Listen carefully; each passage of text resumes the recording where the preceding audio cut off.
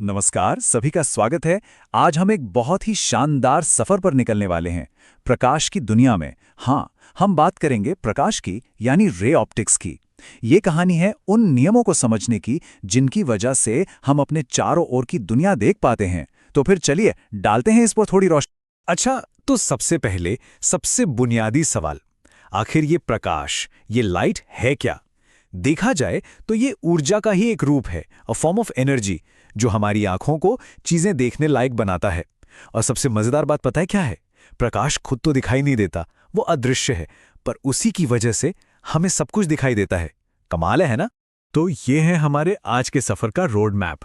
हम शुरू करेंगे प्रकाश के बिल्कुल बेसिक नियमों से, फिर देखेंगे कि शीशे और लेंस अपना जादू कैसे चलाते हैं, और आखिर में समझेंगे कि हमारी अपनी आंख और दुनिया के सबसे ताकतवर ऑप्टिकल इंस्ट्रूमेंट्स इन्हीं सिद्धांतों पर कैसे काम करते हैं।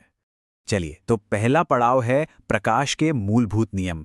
पता है, पूरी की पूरी ऑप्टिक्स की दुनिया, मतलब ये इतना बड़ा सब्जेक्ट, सिर्फ दो, जी हाँ, सिर्फ दो सिंपल से नियमों पर टिका है। परावर्तन यानी रिफ्लेक्शन और अपवर्तन यानी रिफ्रैक्शन। चलिए एक एक करके इन्हें समझते हैं। तो पहला नियम है परावर्तन या रिफ्लेक्शन। ये बहुत सीधा है। सोचिए, जब लाइट किसी चमकदार सतह से टकराती है और टकराकर उसी मीडियम में वापस आ जाती है, बस इसी को परावर्तन कहते हैं। बिल्कुल वैसे ही जैसे कोई गेंद दीवार से टकराकर वापस उछलती है ना? सिंपल। और इस परावर्तन के नियम तो और भी कमाल के हैं, एकदम सिंपल और सटीक। पहला, जिस एंगल पर लाइट आती है, यानी आपतन कोण, ठीक उसी एंगल पर वापस जाती है, मतलब परावर्तन कोण। ये दोनों हमेशा बराबर होते हैं। और दूसरा नियम यह है कि आने वाली किरण, जाने वाली किरण और सतह पर जो नॉर्मल लाइन होती है, वो तीनों एक ही प्लेन में होते हैं, हमेशा। इसमें कोई एक्सेप्शन नहीं होता। अच्छा, अब आते हैं दूसरे नियम पर, अपवर्तन यानी रिफ्रैक्शन। कभी सोचा है कि पानी के ग्लास में रखी स्ट्रॉ या पेंसिल मुड़ी हुई क्यों दिखती है? वो इसी की वजह से। अपवर्तन का मतलब है लाइट का मुड़ना, जब वो एक पारदर्शी मीडियम से दूसरे में जाती है। ये कोई जादू नहीं है, ये प्योर फिजिक्स है। तो सवाल ये है कि लाइट मुड़ती क्यों है? जवाब है स्पीड में बदलाव। जी हां, जब लाइट अपना मीडियम बदलती है, जैसे हवा से पानी में जाती है, तो उसकी स्पीड बदल जाती है। जब वो हवा जैसे हल्के मीडियम से पानी जैसे भारी मीडियम में जाती है, तो उसकी स्पीड कम हो जाती है और वो नॉर्मल की तरफ झुक जाती है। और इसका ठीक उल्टा भी होता है। और ये कितना झुकेगी, इसका पूरा हिसाब किताब एक नियम से होता है, जिसे कहते हैं स्नेल्स लॉ। ठीक है, तो हमने परावर्तन के नियम तो समझ लिए। अब देखते हैं कि हमने इन नियमों को अपने काबू में करना कैसे सीखा। और यहीं पर एंट्री होती है दर्पणों की, यानी मिरर्स की। ये वो पहले उपकरण थे जिनसे हमने प्रकाश के साथ खेलना शुरू किया। अब जो स्फेरिकल मिरर्स होते हैं, वो मोटे तौर पर दो तरह के होते हैं। एक है अवतल या कॉनकेव। इसकी सतह अंदर की तरफ एक गुफा की तरह धसी होती है। इसका काम है लाइट की किरणों को एक जगह इकट्ठा करना, इसलिए इसे कन्वर्जिंग मिरर भी कहते हैं। और दूसरा है उत्तल या कॉन्वेक्स। इसकी सतह बाहर की ओर उभरी होती है। ये लाइट की किरणों को फैला देता है, इसलिए इसे डाइवर्जिंग मिरर कहते हैं। एक इकट्ठा करता है, दूसरा फैलाता है, बस। अवतल दर्पण की कहानी बड़ी दिलचस्प है। सोचिए, जब कोई चीज बहुत दूर, मतलब अनंत पर होती है, तो उसकी इमेज फोकस पर एक छोटे से बिंदु जैसी बनती है। अब जैसे जैसे वो चीज शीशे के पास आती है, उसकी इमेज बड़ी होती जाती है और दूर भागती जाती है। जब चीज ठीक वक्रता केंद्र यानी सी पर आती है, तो इमेज भी वही बनती है और दोनों का साइज बराबर होता है। और फिर जैसे ही चीज फोकस पर पहुंचती है, उसकी इमेज अनंत पर बनती है। कितना डायनामिक है। तो देखिए, दर्पण बने थे परावर्तन को कंट्रोल करने के लिए। अब बारी है अपवर्तन की कला को साधने की, और इस काम के लिए हमारे पास है लेंस। ये ऐसे बनाए जाते हैं कि लाइट को ठीक वैसे मोड़े जैसा हम चाहते हैं। बिल्कुल शीशों की तरह ही लेंस भी मेनली दो तरह के होते हैं। पहला, उत्तल लेंस या कॉन्वेक्स लेंस, जो बीच से मोटा और किनारों से पतला होता है। ये लाइट को इकट्ठा करता है और इसी का इस्तेमाल दूर की नजर यानी फार साइटेडनेस को ठीक करने के लिए होता है। दूसरा है अवतल लेंस या कॉन्केव लेंस, जो बीच से पतला और किनारों से मोटा होता है। ये लाइट को फैलाता है और पास की नजर मतलब नियर साइटेडनेस को ठीक करने के काम आता है। अब एक बहुत ही मजेदार बात बताता हूं। पानी के अंदर हवा का बुलबुला शेप तो उसका उत्तल यानी कॉन्वेक्स जैसा होता है ना? पर वो काम करता है एक अवतल यानी कॉनकेव लेंस की तरह। इससे एक बहुत जरूरी बात पता चलती है कि कोई लेंस कैसा बर्ताव करेगा, ये सिर्फ उसकी शेप पर नहीं बल्कि इस पर भी डिपेंड करता है कि वो किस मीडियम में रखा है। कमाल की बात है।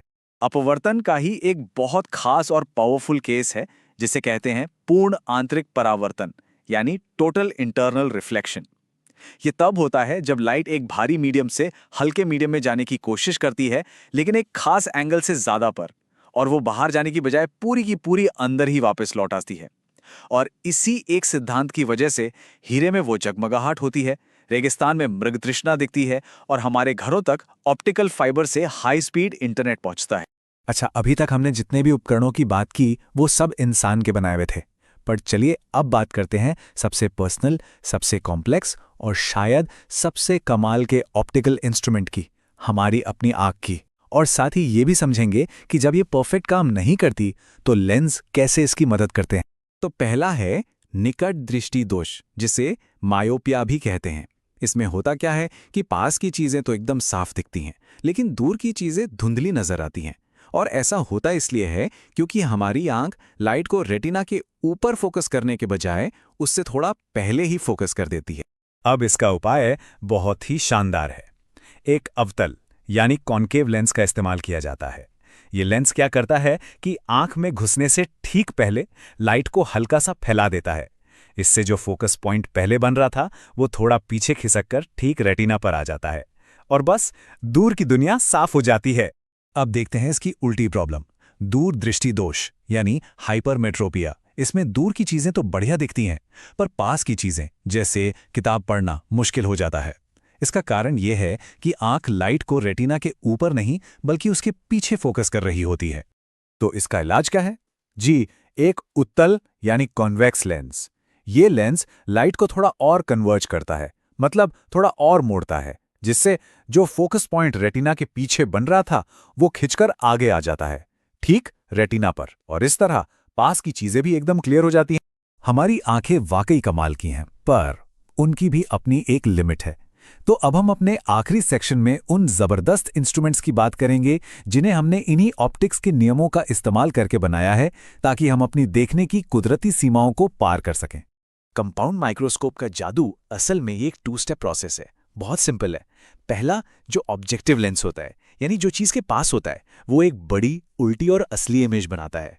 फिर दूसरा लेंस, जिसे आईपीस कहते हैं, वो उस पहली इमेज को एक मैग्नीफाइंग ग्लास की तरह इस्तेमाल करता है और उससे और भी ज्यादा बड़ा करके एक फाइनल इमेज बना देता है जिससे हमारी आंख देखती है। तो बहुत छोटी चीजें तो देख लीं, अब देखते हैं बहुत दूर की चीजों को। टेलीस्कोप भी मेनली 2 तरह के होते हैं। एक होते हैं अपवर्तक यानी रिफ्रैक्टिंग, जो लाइट इकट्ठा करने के लिए एक बड़े से लेंस का इस्तेमाल करते हैं, और दूसरे होते हैं परावर्तक यानी रिफ्लेक्टिंग, जो लाइट इकट्ठा करने के लिए एक बड़े से शीशे मतलब मिरर का इस्तेमाल करते हैं। आजकल की जितनी भी बड़ी बड़ी ऑब्जर्वेटरीज हैं वो सब रिफ्लेक्टिंग टेलीस्कोप ही यूज करती हैं। वजह सीधी सी है, एक बहुत बड़ा परफेक्ट शीशा बनाना एक बहुत बड़े परफेक्ट लेंस बनाने से कहीं ज्यादा आसान और सस्ता होता है।